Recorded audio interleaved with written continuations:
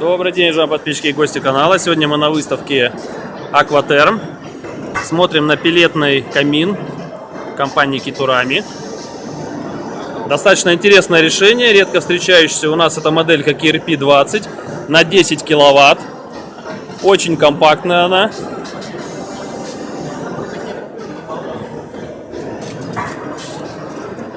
Все сделано из толстостенного металла жаропрочного. Внутри у нас жаропрочная нержавейка.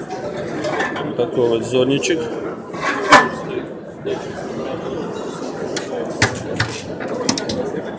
Вывод тепла идет у нас с верхней части.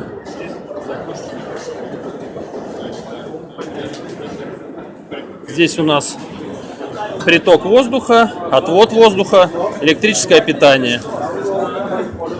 Очень интересная модель.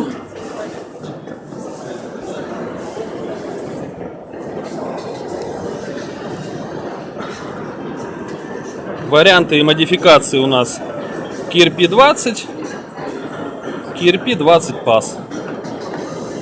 Также у нас есть новиночка KRP-S 30 PAS, но она пока еще не появилась в продаже.